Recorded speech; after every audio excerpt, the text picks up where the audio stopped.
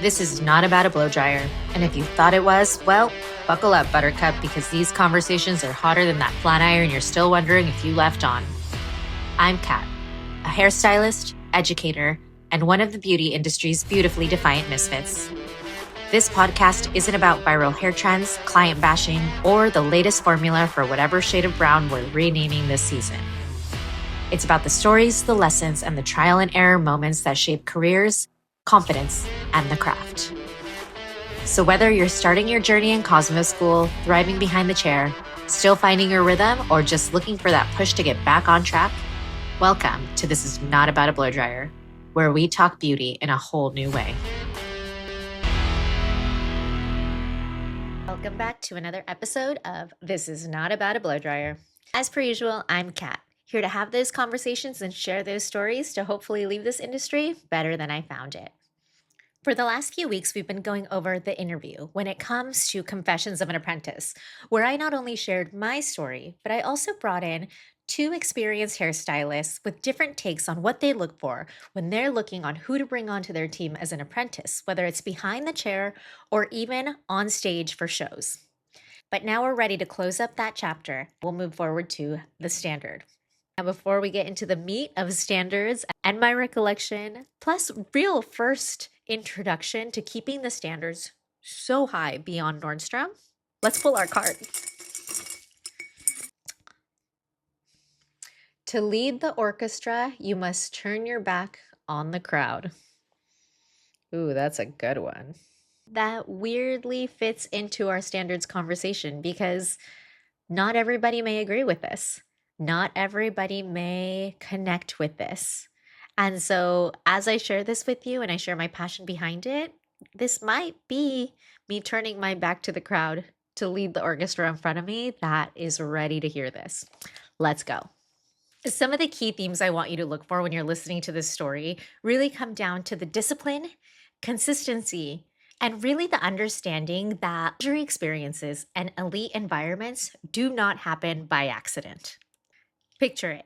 We are now in January of 2009, I believe was the year, and I'm going into my first day of really understanding what it is the standard was at this Emerald City apprenticeship. I'll admit that, on my first day, the intensity level was set high and it was like, hey, here, you have to do this or you'll get fired. Make sure you do this. Make sure you pay attention to this detail or you'll probably get fired. Hey, if you forget to do this or you're caught doing X, Y, and Z, you'll probably get fired.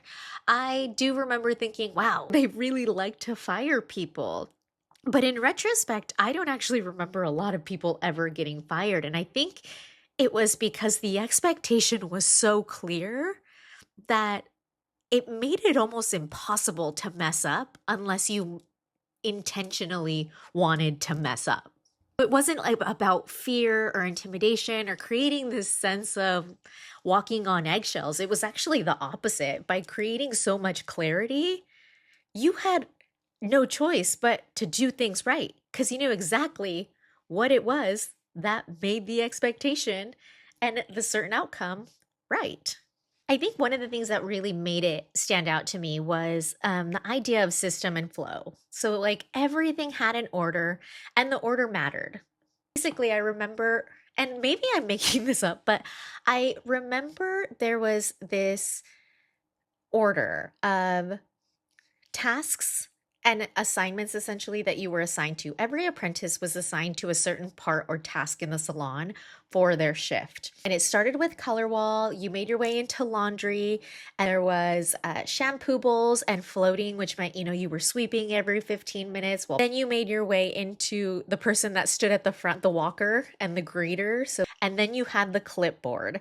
And I always thought of the clipboard as that was the step that you were at in your apprenticeship when you were about to be assigned to apprentice a specific stylist. And at the time, I think in each salon, so there were about 110 stylists between two salons. So they were massive. And I want to say there were like 6 stylists in each salon that had an apprentice. It might have even been less. Once you were hitting that point in your apprenticeship, you were usually assigned to work with one or two of those senior stylists, and you became their assistant. So you worked hands on with them and their client. And that was kind of the meat of what you really wanted to get to because, not only were you working on blowouts and shampoos regularly outside of class, but you were also really like honing in on the soft skills and the etiquette that went into the client building relationships. And the way that it was taught to me was when you're apprenticing a senior stylist, you should take on the role of the senior stylist from beginning to end and assume and act always like you are the senior stylist, with the exception of doing the physical cut and color, which then made it really easy when and if you got offered a job after you finished your apprenticeship to continue that same high level customer experience to your clients, even at a lower sales point or lower quote unquote point of the totem pole as you worked your way up. It really was this, organized system and flow. So when you were at Color Wall, you had to make sure everything was very clean, very orderly. Your job was to pull the tubes of color for the stylist and keep inventory by writing that stylist's name. And that was a great way to kind of introduce yourself to the salon also, because you got to meet everybody. At some point in time, every single stylist came through and gave you their name for their color tube or came up to the color wall to mix their color. So it gave you a chance to introduce yourself and meet everybody and not just be somebody lost, in the chaos. Then you moved into laundry. You're in the back room. That becomes a little more intimate setting for you and stylists, but you're also paying attention to all of the details. We had robes, we had capes, shampoos were happening about every 15 minutes, a lot of laundry constantly going. So it was your job to constantly make sure that was consistent. But it wasn't even just may have the towels done. It was have the towels done and have the robes steamed and pristine and make sure the capes also don't have wrinkles.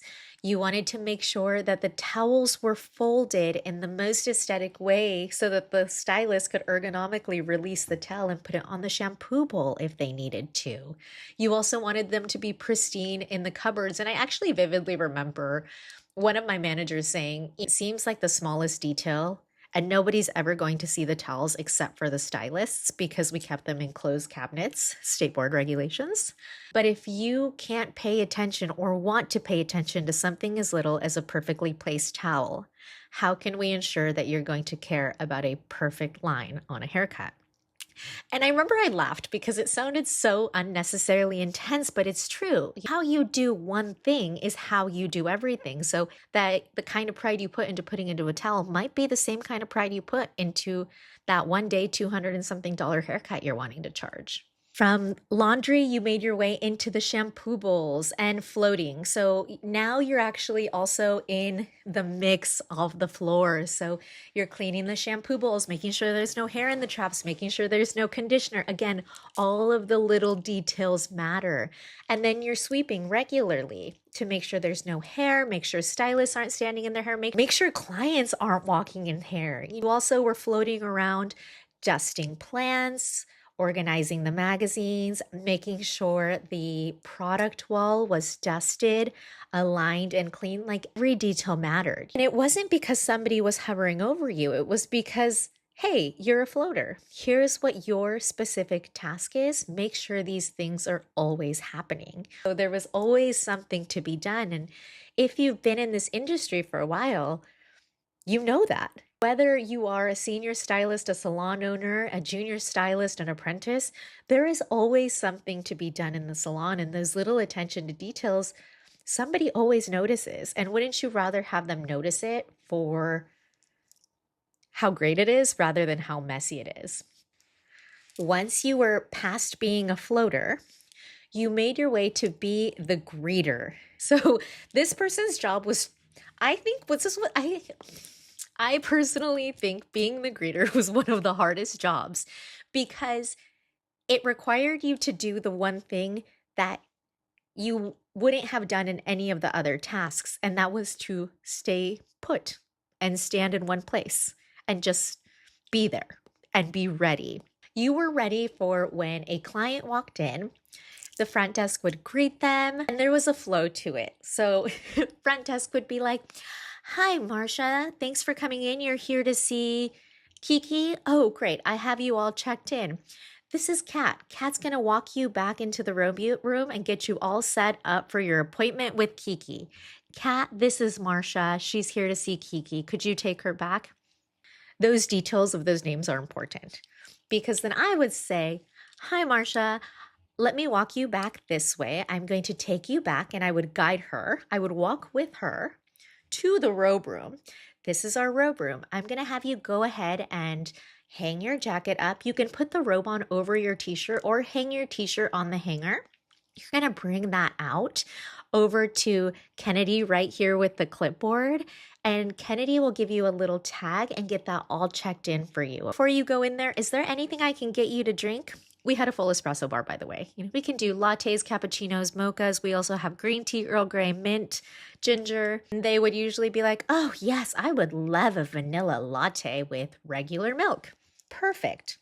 This person would walk back, go into their room. I usually have also been paying attention. As the walker, I'm paying attention to what she's wearing, what her hair looks like, and remembering all of these things we just talked about in this short period of time.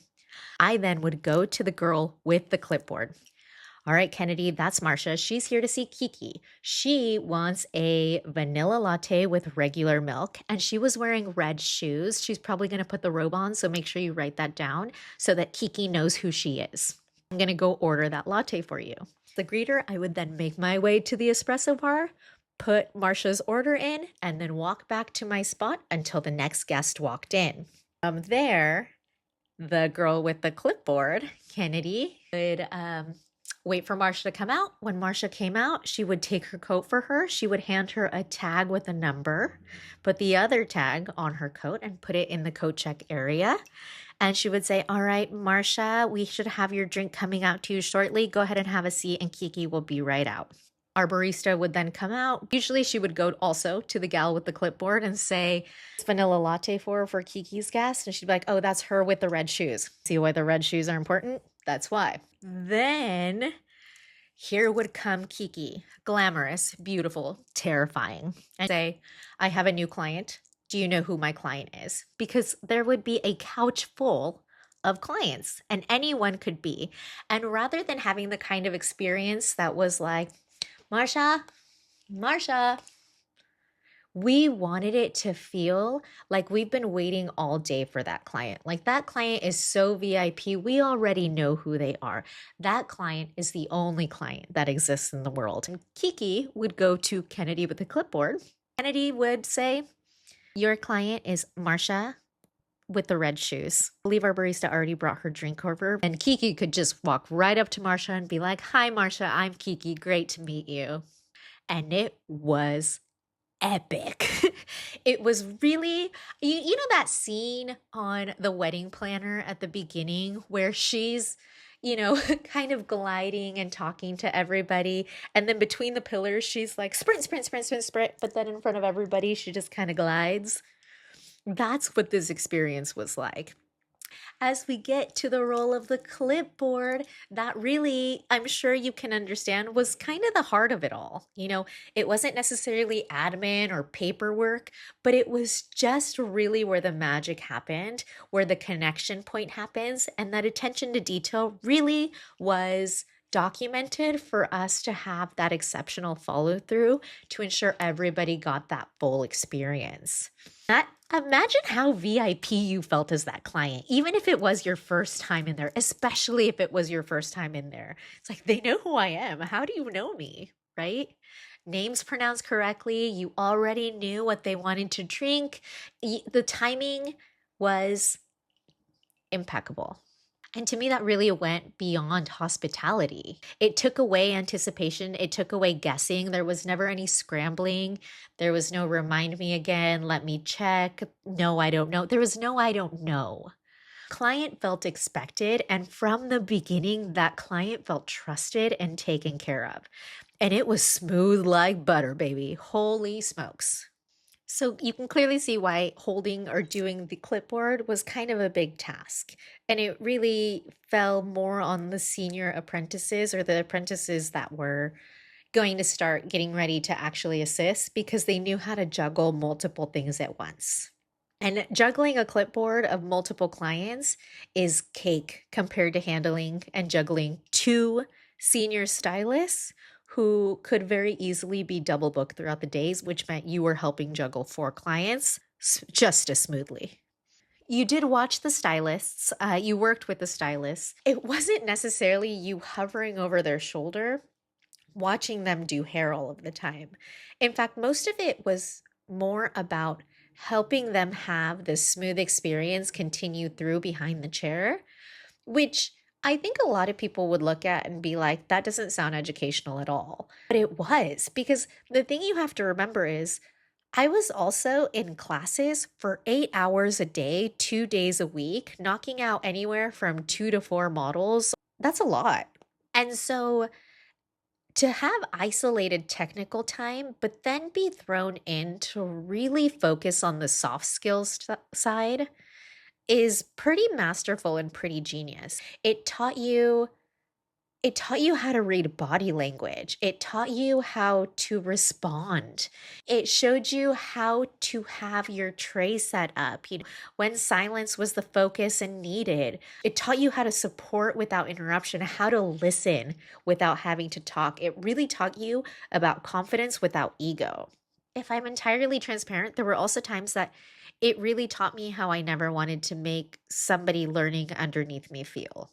Those experiences, they're not always the kind of experience and excellence that we clap for, but they are the kinds that most people can relate to. Nonetheless, whatever those experiences were, the standards were always the same, and the standards were always clear. Whether you were assisting the salon, and it was no water drops on the mirrors, no fingertips on frames, products aligned, floating forward, your hair always done, your clothes always pressed and clean, the capes and towels were always steamed, towels folded evenly, frames lined up. Precision. Precision in every form, so that when you were technically working, the precision followed. Now, my favorite standard story almost doesn't seem real. We all knew the standards. We all loved the organized chaos. We knew the expectations were high. It was non-negotiable standards from the owners, and just, what they had built. And I mean, at the time, still like owned by the original founder and owner that started the location with a small 7-chair salon. Again, thinking forward, this is now 100 and something stylists, 2 locations. So whatever he was doing was working. People loved him, people feared him, but people always respected him. And my favorite story and my favorite memory would be the phone calls. The 2 locations were in sister cities across the bridge. So we had the Emerald City, and then we had the bougie little sister city across the bridge. And this was the closest thing to the Devil Wears Prada that I have ever experienced in my life. Basically, it would go down like this. The front desk's phone would ring, as it usually does normally with clients, but it was actually our sister salon. Sister salon would say, "Hey, just so you know, he's coming. He's on his way," which meant that we had about 20 minutes. They're about 20, 25 minutes away. It was that scene in The Devil Wears Prada where Miranda's coming and suddenly everybody just goes, and it wasn't fear more than it was focus. Like the standards didn't loosen, they tightened. It was like all hands on deck, move, move, move. People would be like, "I'm a floater. No, I'm a flouter. I'm dusting these plants. Well, you go dust something else," because everything had to be moving. There was success in motion. Touching up your lipstick and making sure, you were linted and pressed, and no water spots anywhere, no water spots in the bathroom. Oh my gosh. And this is where I think elite spaces really reveal themselves, when that pressure is on. In retrospect, was it super intense? Yes. But to date, is it admirable and iconic? Absolutely. Because excellence isn't just like a vibe. Like it comes from repetition, it comes from expectation, it comes from accountability. And every now and then, we need those people that come and check in and hold you accountable. Maybe when you're not holding yourself accountable, or maybe even just to show you that it's like, man, we were crushing it, but like it looked even better now. We jumped to that next place where we're like, holy crap, this is actually even better than we were doing before. Sometimes you just need that pressure. It reminds me of one of my favorite Ruth Bader Ginsburg quotes: fight for the things that you care about, but do it in a way that will lead others to join you. Now, I find that really applicable, not just behind the chair and in salon, but in just everything that's going on in the world right now. So get out there and do your thing. But bringing it back to hair, here's the part that people don't like to talk about. People will say, oh my gosh, that was way too intense. That sounds like way too much. That sounds toxic. Like, I think that was all so unnecessary. But the fact of the matter was, I stayed with that company long enough to see it change hands. And I saw the standard change and the expectations change and loosen. And what happened is the standard dropped. First, it was small things slipping, then the details softened, and then the culture shifted. I actually even remember the change of new stylists right away, just going straight to the clipboard. I actually remembered stylists getting frustrated when they would walk up to the wrong client thinking that was their client, or take the wrong client back because they were guided in the wrong direction, and how jumbled and how confusing and how unprofessional and unorganized that made us look. All of those little details mattered.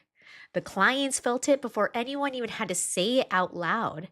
That salon actually ended up failing. It failed years after I had left, but it didn't fail dramatically in this big exit, although there were really dramatic moments, I will admit that.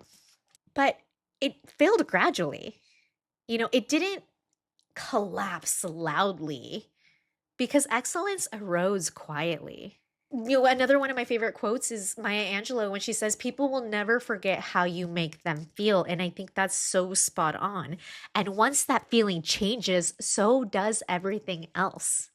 You see, my first experience, my first day in that salon, the standard was made very clear to me, and it was intense, and it was a lot. But the standard isn't so much about perfection. And to date, even though I think I exist in an incredible space, I love my team, a part of me still misses that kind of standard that just really made something so special happen. Reliability is luxury. Luxury is trust. Standards protect the craft, they protect the client, they protect the team, they protect the expectation. Expectations are just information that really help you execute your best work. And if that honestly sounds good to you, good, because our industry deserves it. I leave you with this. The standards don't make a place elite, but the commitment to the standard and the belief to keep them non-negotiable does. So when you protect the standards, you protect the craft. Well, there you have it. What are your thoughts on standards? What are some of your non-negotiable standards, or things that you wish that you could continue to build, work on, or see change in this industry? Drop them down in the chat, and I will see you next time when we have another conversation that's not about a blow dryer.